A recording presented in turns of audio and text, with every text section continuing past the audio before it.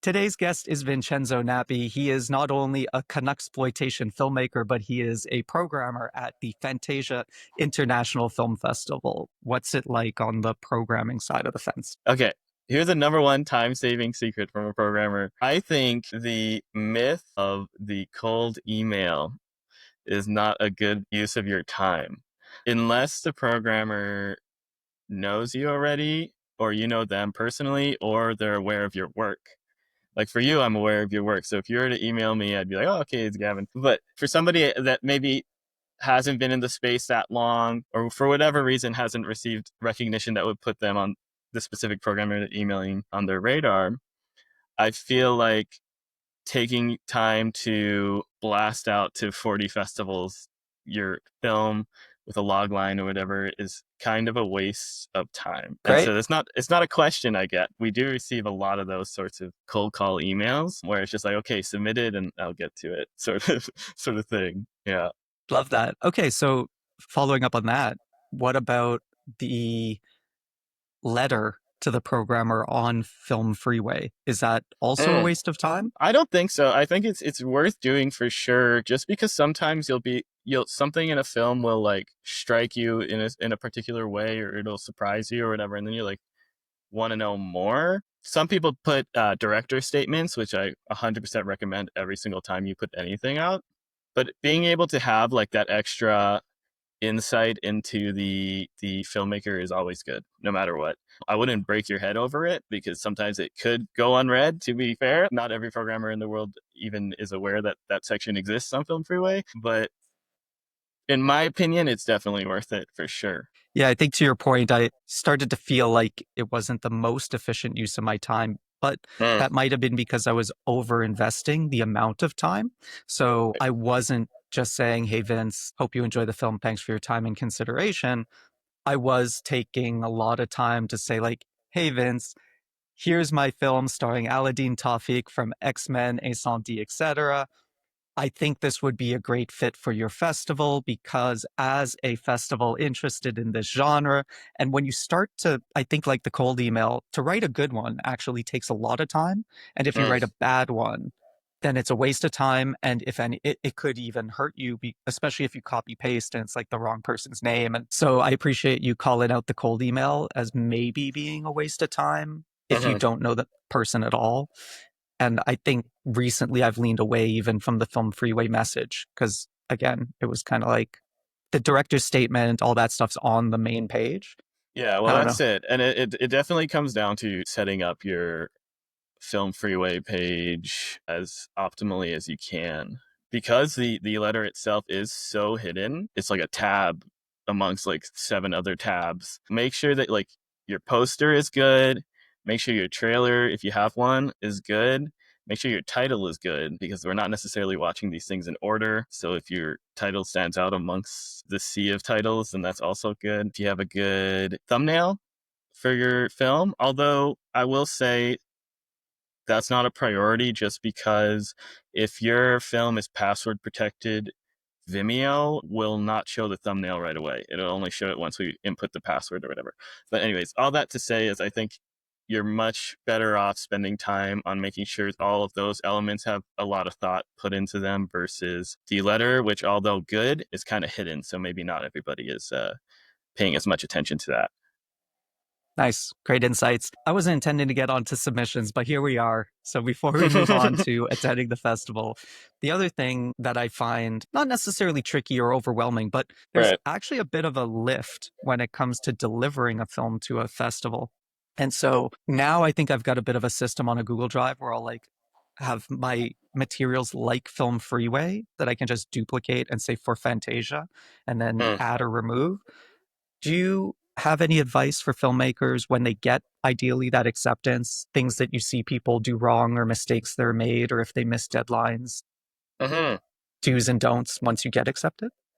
Yeah, well, as a filmmaker, I do what you had said, where I have like a Google Drive folder and everything is neatly laid out. So it's not such a task every time you get accepted into a festival, you already have it prepared. But I do think making sure that what you're sending is what you actually want to be sending is a big one. I know a lot What of do you mean? people maybe I mean, in the sense of making sure the information is correct when you're filling out forms so that you don't have to double back, which is not the worst thing in the world, obviously, but just for everything to go as smoothly as possible. So whether that be like actor names or poster, if you're not sure, wait a little bit if you have the leeway in the deadline to get your final poster and all that sort of stuff, or especially the film file, which is a much bigger deal to switch out just because of the size of it, especially if the festival's taking like DCP specifically. And then those are like huge files you're dealing with, which becomes a pain for you. And so, yeah, I think just making it as neat as possible and making sure whoever's like ingesting this stuff can understand what's going on with your organization, like just by looking at it, Do you get is some ideal. really nonsense file folder taxonomy? Sure. Yeah, sometimes it gets a little funky, but people have been good for the most part. It's nice to see. Um, but yeah, like especially when it comes to like subtitles or whatever, like making sure that it's clear what Hmm. things are and where they are, and having relevant stuff next to relevant stuff, just deleting like that sort of room for error as much as possible to make sure like that when your film screens you're not nervous about something going wrong or whatever, all that stuff. Especially with shorts where you might not get a tech check to actually go into the theater and make sure that Yes, everything's perfect and aspect ratios are tight and all that stuff. exactly. Yes. What about EPKs? Do EPKs matter for short films anymore? So I don't even know what that is. So I guess not.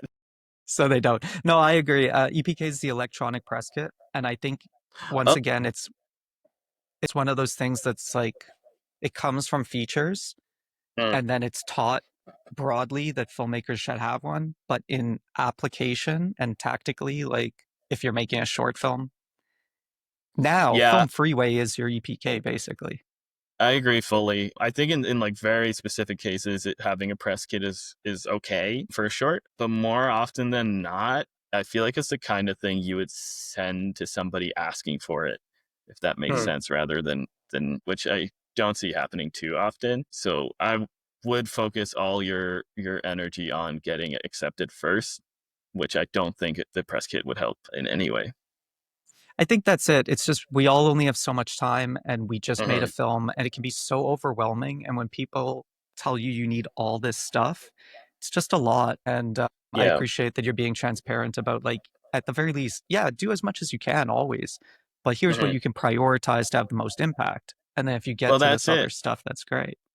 That's it. Because like when you're a festival the size of Fantasia and you're looking at so many thousands of films, and like I can't even imagine how many submissions that Sundance gets or TIFF or all these bigger like huge festivals. So it's like it's unrealistic to think that stuff like that will get looked at 100% of the time, just based off like hourly pay of whoever's looking at your stuff. Like you might not have all the time to fully investigate like every little detail on the page. So yeah, again, it all comes down to putting your focus on the parts that really matter.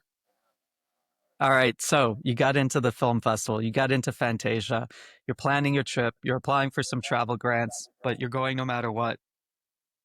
What advice do you have to all the fantastic filmmakers who are getting ready to go to Fantasia Film Festival this summer? Hmm. Well, if you got in, that's great. I will. One thing I have started doing myself, like, based off of me seeing other filmmakers do it, and I've been enjoying it a lot, is making like printing materials that have your log line, and if not your log line, an image that's immediately eye catching. I have examples on my desk because I collect them Yeah, now. shoot. Show Yeah, us. hold Show on. us your bag of tricks. Let me find one of these. I You're went to talking about like Regard. marketing materials? Yeah, I went to Regard the last edition because I was playing there and I found a bunch of these. Like here, if we look at this card for Gender Reveal, which is a short film I really like, a local film. Yeah. These are just like strewn around on like tables at the bar or at Fantasia. We do take some, or we allow people to put them like at the accreditations desk or whatever. And there are like tables, or whatever, just like leaving them around. This one I found in like the Regard like cafe area thing that they have set up. And so it's just like immediately striking image, great font. Turn it around, you have the log line and like synopsis. And what I'm going to start doing, what they did here, which I have not been smart enough to do myself, is The stickers? stickering the thing. Yeah, so the card doesn't become irrelevant the second the festival ends. And yeah, so this has like the competition, where it's playing, when it's playing, all that stuff. Some people go as far as to put the screener. Don't do that if you're making it if you're placing it publicly. Don't put screener links on them. But I think just the information of, you want people to show up. Here's my movie. Here's why it looks cool. Here's another one. This is the film The Century, which is another great film that was at Regard. Is that I'm Quebecois? really prepared right now. No, this one's I forget. It's from Cambodia / America. Okay, cool. Um, and so as again, it's like information. They put a QR code for their trailer, so it's immediately, you Hmm. just put it on your phone, call it a day, and it's a great image. I have a bunch of these. I think they're so fascinating, and it's just fun. It's fun to have something to like give around. Yeah, So I would definitely invest in some sort of printed material.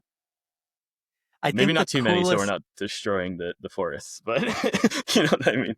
And yeah, if you're playing Fantasia, show up to the parties. I think we're a huge party festival.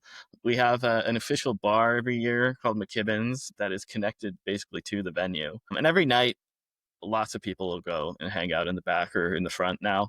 There's a terrace, which is really nice in the front and the back. And so just, I highly recommend taking advantage of the fact that we have such a fun like hub that you can go and meet pretty much everyone that's at the festival at. They'll all be there. Sometimes I'm surprised by who I see in the front of McKibbin's. I'm like, oh, damn, okay. It's like really everybody is here.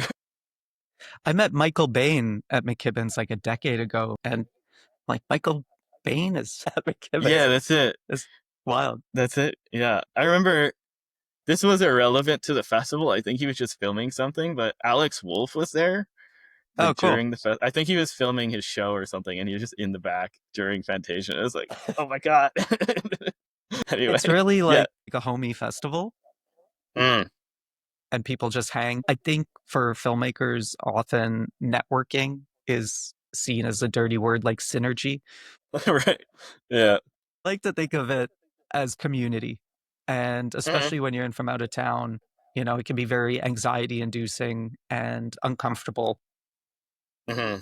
And that's why Fantasia is so great, because I think it's genre too. There's none of this elitist tuxedo BS. It's really Right. like, we're here because we make movies, we love movies, and you can trust and have faith that if you're going to say hi to someone, it's because they share that passion. Mm-hmm. So, do you have any advice for filmmakers who might be uncomfortable with networking? Yeah.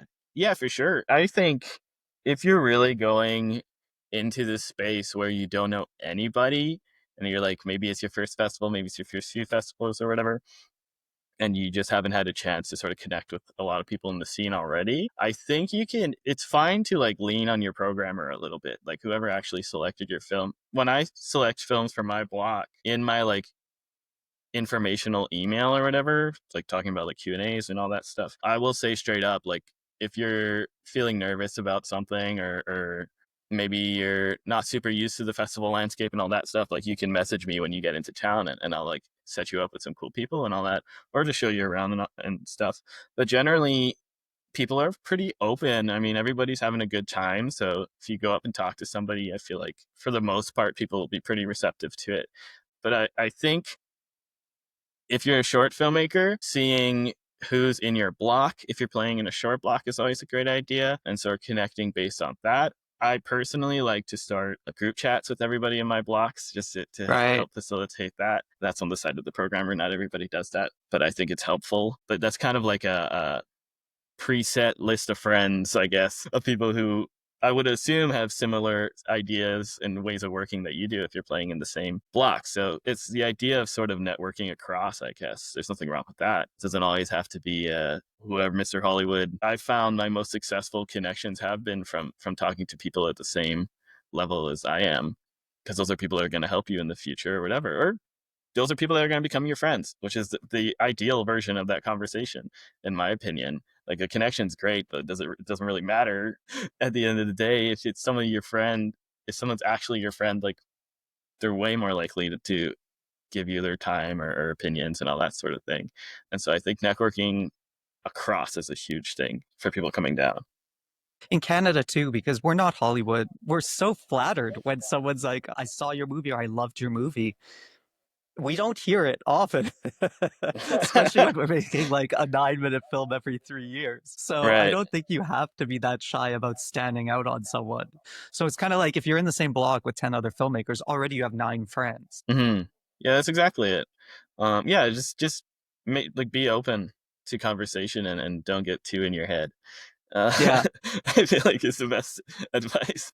I imagine you've experienced it on both the filmmaker and programmer side. There's a little bit of a like pedestalization where the filmmaker's like, oh, this programmer has power because Mm, and it's a feeling that you're aware of that I think in business there's just an understanding that it's like, oh, you're a CEO, you're a CMO.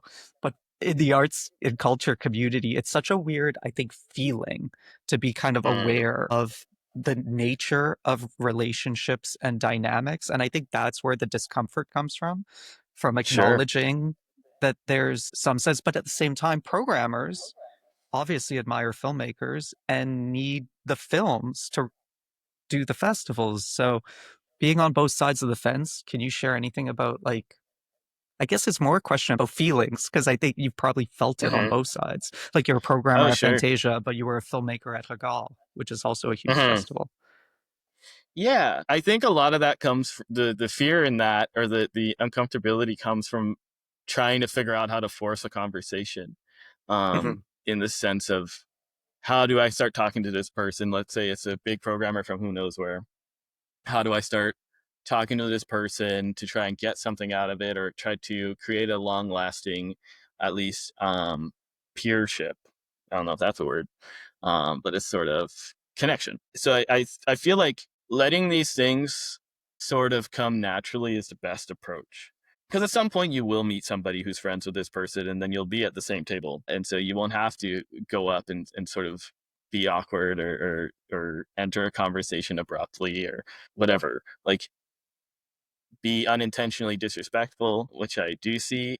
I think being respectful and letting things happen naturally is the best way to go about that sort of dynamic, especially at Fantasia, where it's like there are a lot of these very cool, like we were just talking about at the bar or whatever. Like there are a lot of very cool people, and there's nothing wrong with going up and being like, "Hey, I love your work," blah blah blah.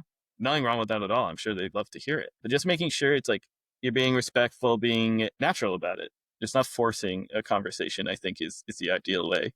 Without naming names or like from a learning perspective, you were so specific when saying unintentionally disrespectful. What might an Mhm, example of that be where someone's anxiety, because it's someone's anxiety gets the better of them, right? And they mhm. just spew the wrong, I don't know. Sure, And they I probably are think it's so embarrassed by it after. for sure. I think it's less about what you're saying and more about how you're displaying your intentions, in the sense, if you're going up to somebody because you want something from them, whether that be like advancement in your career or placement in who knows where. I think when that is like very obvious to me, I take that as like disrespectful, Okay. because it feels like it disingenuous, should I say. So it's like I'm not necessarily, or whoever will probably not be interested in continuing that conversation because it feels transactional. And that is what I mean by it's better to let these things happen naturally than to force a conversation. I also think making sure the person isn't like talking to somebody for real, because obviously there's like a lot of points where people are bullshitting and like not having real conversations. But if like it's hard to tell, but like if somebody's talking to like a friend who they only see on the festival circuit every once in a while or whatever, because a lot of these people are traveling together unintentionally, but they end up at the same spots every 3 years, whatever. And so you're like catching up with old friends. So to have that sort of transactional conversation come in at a point where you're just trying to like catch up with somebody or whatever, I Hmm. think can come off as disrespect, or whatever I said before, Or whatever smart word I used disingenuine. before. That was the other. Yeah, Disingenuous. that Yeah. was the $10. That was the $10 Yeah, word you used. yeah, yeah, yeah. But I know That's it. that's a great point in terms of reading the room. Actually, this is probably a good, unless you have more advice on the festival side, we could move over to Frontières because that's more of the industry Sure. side. Yeah, why not?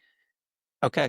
So the other kind of thing that happens in association with festivals that seem the same but are actually completely different are markets. And Mm. markets are essentially the business side of things, the industry side of things. It's where deals get made, it's where projects get pitched. This is the most disgusting thing I've heard, where people say things like, "I'm here to press some flesh." They're talking about shaking Ugh. hands.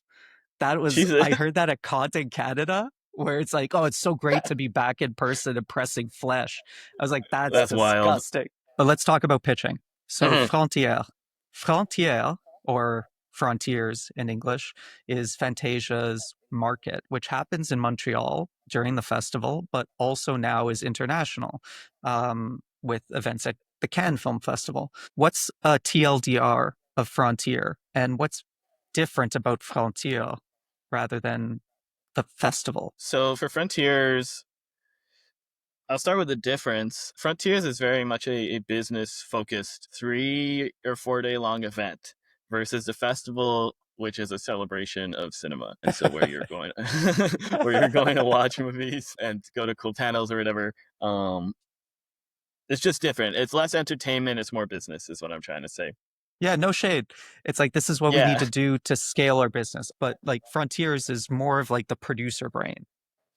Yeah. And not to say that those two things don't mix. Obviously, people who come down for Frontiers are going to see movies and stuff. It is where people go who have either shorts they're trying to turn into features or features they're trying to get funding for or more funding for.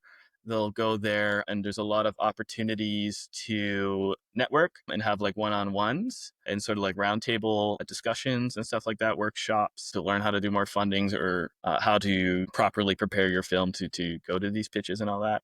And then there's the pitches, which I think are incredibly interesting. And I have been attending them, even though I have not been pitching anything. I've just been attending them as a spectator, where filmmakers will get up with they'll have a prepared presentation and they'll get up in front of the audience in our biggest theater, audience being producers, distributors, other filmmakers. It's more of Frontiers is a more exclusive market. So you do have to, I believe you have to pay to get the Frontiers badge. And I know if you're a filmmaker selected at the festival, you do get some of those perks, like going to the cocktails and stuff. The cocktails are the best. It's my favorite part of the festival. And the cocktails are, it's literally set up to be a networking event. So going to the cocktails at Frontiers, it's a lot of industry people. So that is not out of place to go and talk about your films and stuff like that, and be a more business forward filmmaker in that sense. But the pitches, you're up in front of everybody in our biggest theater, which sits either 700 or 600 something people. So good luck. uh, and yeah, they'll have presentations, they'll have slides and trailers and stuff. A lot of people are looking for like finishing funds and that sort of thing. And so you're sort of just, you're pitching to the crowd. And then I guess people will come up to you later, or they'll already be aware. So when you go up to them at the cocktail, you can be like, "Oh, that was my pitch. Give me money."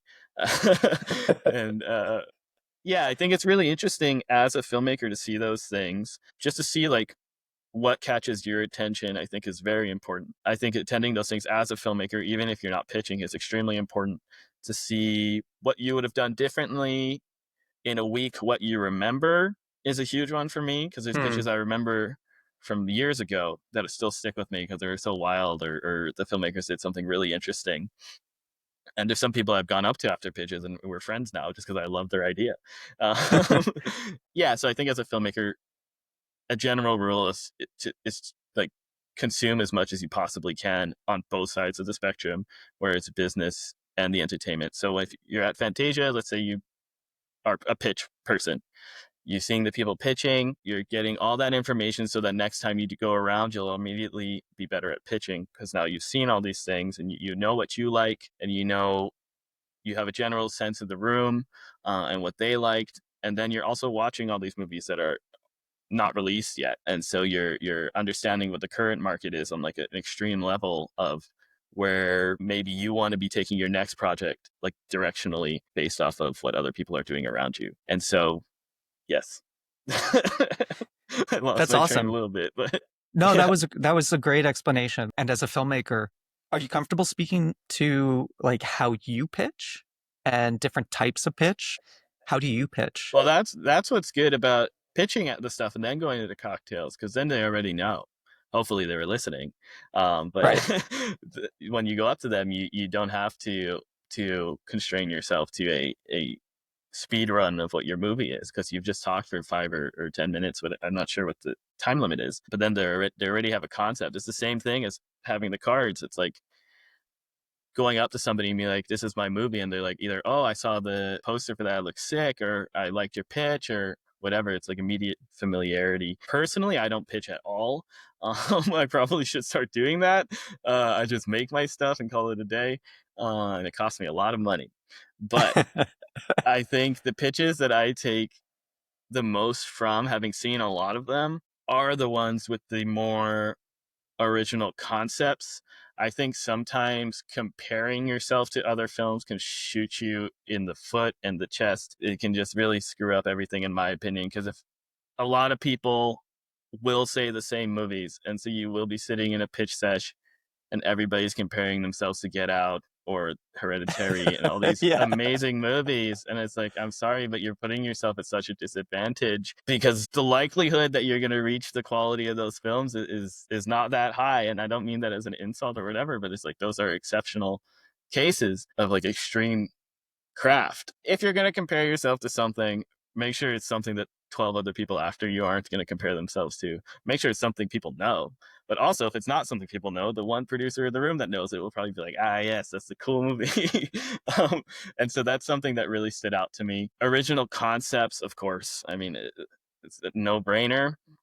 But I think when a film really stands out is when it's something I hadn't necessarily heard before. There's some that are completely zany and super wacky that just stay on my mind forever, and I pray they get made. And that comes with what I was saying before of sort of consuming as much as possible and seeing what people around you are doing, and figuring out how to go in the opposite direction, which I think as a filmmaker who programs, I get to see that firsthand a lot. Just seeing like submissions or whatever, I can tell like what people are doing. And so I think if you're not a programmer, going to these pitches and seeing what's coming, definitely don't copy anybody. That's crazy. But I'm saying more in the sense of seeing what's coming down the pipeline and being like, okay, this is my version of something completely different, I think is very helpful. The other thing that sometimes I worry that some filmmakers are too hard on themselves on is rejections. I get rejected every day. Mm, Every day I have an email from some festival I didn't get into or some program I didn't get into. You really do have to get used to it. But I also feel like the opportunity with rejections is that's one more programmer that does know your name and knows your work. So there is a sort of marketing funnel there. And those are people who often don't even just program that one festival. And so right. it's not a no, it's a not right now, or we didn't have space in the lineup. So do you have any advice on that side as someone who I'm sure has to write a lot of really tough. Oh, Fantasia's rejected me and accepted me, and every correspondence has been so clearly written by a human. It's been Mm, so clearly empathetic, whether it's been from you or Mitch. I think Mitch rejected one of my films, and it was so clearly like handwritten from him. It was not a copy paste right. thing. And it left an impact on me, right? Because here I am talking about like remembering that it wasn't a Mhm. stock template. It speaks to the culture of Mitch and Fantasia. I guess my question is, have there been films that you've had to say no to because you didn't have time or something, but you have continued to kind of track the filmmaker and keep them on your radar? Most definitely. I think the worst thing you can do, coming from a programmer who's a filmmaker who was a filmmaker before they were a programmer, the worst thing you can do is take a rejection personally, because it's not at all most of the time. Most of the time, I don't know what other people are doing, but for me, it's not personal even a little bit. It's weird to say, but I mean, it's business. And so, most definitely, I have to reject films that I love because I don't have space for them, whatever that might be. Or maybe they're too similar to something else that I am taking. So that would just feel like repetition in a program or whatever. I think some festivals will give you notes if you ask for them. So always worth a shot if you get rejected to ask for notes. Don't take the notes personally, take it constructively. Also, because I assume the notes often, if they do have notes, they might have been written very quickly. and may not get the like tone pass. So Hmm. if you ask for feedback, it is a gift, and already Yeah. they're being generous. So if they didn't necessarily proofread it for tone, give them a break. Yeah. Especially at a place like Fantasia, it's like all the programmers love movies. And so we're not out here rejecting things that like for fun. Like it sucks. And it's funny to say, but in the stock template where it's like we've all got it, it's been a record setting year or whatever. Most of the time, the cases I've seen, all of the time, that's literally true. And so Yeah.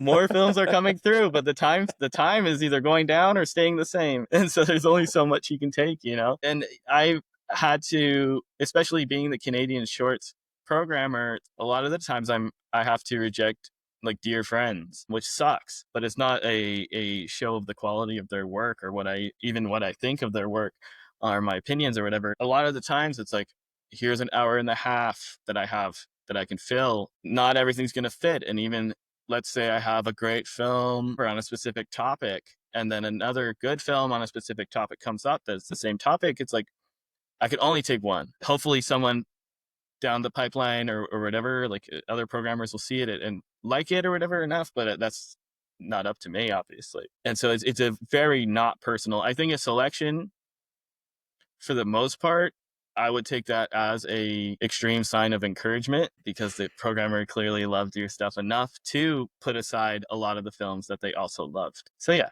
don't take it personally and think about it. Like some festivals, maybe it wasn't the right festival for you to submit to. Like, did you look into this festival? Is it a sort of general festival that takes like 2 genre shorts a year that you're submitting your gore-tastic horror film to? Like, sometimes it's kind of on you, and that's up to you to focus and do the research on the festivals you're submitting to. But also, if it is a genre festival and you're a genre filmmaker, blah blah blah, don't take it personally. It's how it goes. You're gonna get hundreds more. We all will. You're gonna get thousands more maybe if you keep going for a long time. It's just how it goes. Yeah, and it Yeah. takes time, especially if you're self-distributing. It takes time to Mm, develop the both the cognitive skill and strategy, and then the emotional kind of gut check. Because I've definitely on mm, this film submitted to some festivals, especially early on when I went from like I'm gonna get into Venice or Locarno. I think I wanted to get into Locarno to yeah. like, oh my God, it's been 6 months. I haven't gotten into anything. And now finally, Mm, like I'm starting to get a little movement. I was given the advice, imagine who you'd want to like do a Q&A with and look out onto an audience and see. And mm, that's who you should consider when submitting. And I thought that was really good advice because the world premiere at Tasvir, which is a South Asian film festival, actually, I yeah. was like, oh, this is actually really important to me. And it was lovely and Oscar qualifying. But then there was like a gap, and that was terrifying. And I definitely submitted to some festivals out of hope. And it's like, it's like playing the slot machine where I was submitting to some that for sure I was just dropping $20 into FilmFreeway or $30 or 40, maybe even Mm, up to 80 in some cases. And mm-hmm. it's not strategic. It's totally emotional. It's totally just like someone validate me, please. That's a hard lesson to learn, bank account wise. Yeah, festivals are insanely expensive. Like especially if you're submitting to like the top tier, it's like often in cases, especially for like independent, like super independent films, it's like you're going to spend more on festival submissions than you are on the film itself, which I think is really unfortunate, but it is the nature of the beast. And so like I think everything I'm saying comes down to focusing on what matters, being aware of the film festival landscape. And that's why I love your content so much and what you've been doing online. It's like taking time to learn these things and how to go about it and just paying attention to what festivals are out there and which festivals are right for your work is so important. Because then, in my opinion, maybe this is weird, I feel like the rejections are more meaningful because it's like, okay, I submit to Slam Dance with every single movie I make. The one that I submit to every time is my dream festival to play. I will submit every single movie I make to Slam Dance. Have not gotten into it once, but then I'm like, okay, let me think about what would make the movies that did play stand out over the ones that I submitted that year or whatever. Was there certain themes or whatever they were going for, whatever it is. It's like so much of this stuff is like research based. And I think taking that time to sort of invest in your strategy is everything. I think it really is 90% of the work. Yeah, festivals are expensive. Yeah. Okay, last question. What's your favorite movie? Well, I have two movie tattoos. I only regret one of them. Uh, we talked about I have 20th century tattoo on my arm. It's very nice. And Cool. then Very on the cool. other Yeah, arm in the nice. same place, I have a Star Wars tattoo. Not that big fan of Star Wars anymore, but I respect the place I was in at the time. So I'll go. It's a hard cross between like Green Room by Jeremy Oh wow. Saulnier. Yeah. Yeah, I love Green Room. I'm really into like political cinema, and so I think the sort of in your face politics of Green Room is something I really enjoy, which is the same reason that I love the 20th century so much. I mean, if you look at my letterbox top four is Green Room, 20th Century, How to Blow Up a Pipeline, and Punishment Park. I don't know I'm very Punishment into. Park. Oh, it's Peter Watkins. It's a movie from the 70s, I believe, and it's a sort of like precursor to the like battle royale genre, Oh, cool. and so it's that sort of thing. But it's very like political and anti-government, and it's a very interesting movie that I enjoy a lot. Oh, amazing. Yes, Have those you are my favorite seen movies. what's Solner's latest? It's something Ridge River. Oh, Rebel Ridge, it's so good. I It's love that so good. movie. It's such a dad film, but it's like such a good one. There's the moment. Okay, there's one moment in that movie where I literally screamed at my TV. And it's such a simple thing, but it took me so off guard where the protagonist is like driving away from some big thing that happened and he starts the car and presses on the gas and the camera just goes into Oh the yeah. back seat.